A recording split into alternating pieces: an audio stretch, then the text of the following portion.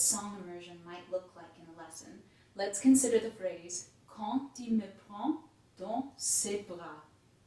A little slower. That's quand il me prend dans ses bras. You'll notice at least three or four distinctive sounds in that first sentence or that first phrase that are very unique to the French language.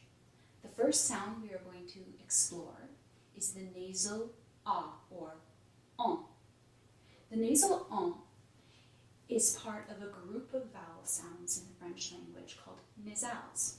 And that includes the A nasal, the O nasal, the open E nasal, and the mixed vowel E nasal. A phrase that can be used to explore these four sounds is un bon vin blanc, which incorporates all four sounds.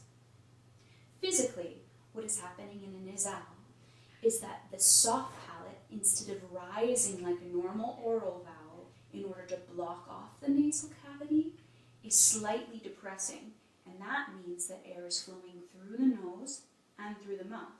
So instead of the normal dark ah vowel, which we could spell out as A-W-E, of father, father, we get the vowel en. So I'll speak both so that you can hear the difference. A, en, a, en. So basically there's a slight rounding of the lips and a slight depression of the soft palate. When singing nasal vowels, we want to be very careful that we don't pronounce the M or the N. They become part of one unified vowel sound. English speakers often get tripped up with this in pronouncing words that are similar to English. For example, the word in English to embark in French is embarquer, not embarquer. So always be very careful not to pronounce the M or the N. Perhaps the most commonly seen French vowel sound is the mixed vowel OE, also called the mute E. In our sentence, we encounter the mute E in the word me, quand il me prend dans ses bras. You'll notice that, again, with this vowel sound, I get that characteristic French pout of my lips. Me. In order to form this vowel sound, we use a couple simple steps. What we'll do first is we'll sing or we'll sustain an E vowel. E.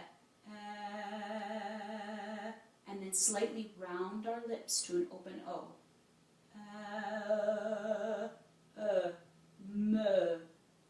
Quand il me prend dans ses bras. We also see this sound in the word for flower. Fleur. Fleur. The last and perhaps most challenging sound we are going to learn today is the uvular R. The uvular R is best thought of as an English H, pronounced with a slightly depressed and thickening of the back of the tongue. Let's start with the voiced H. Ha, ha, ha.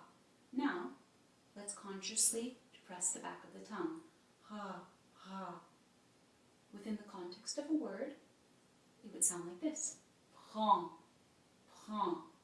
Now again, ha. Depress the back of the tongue.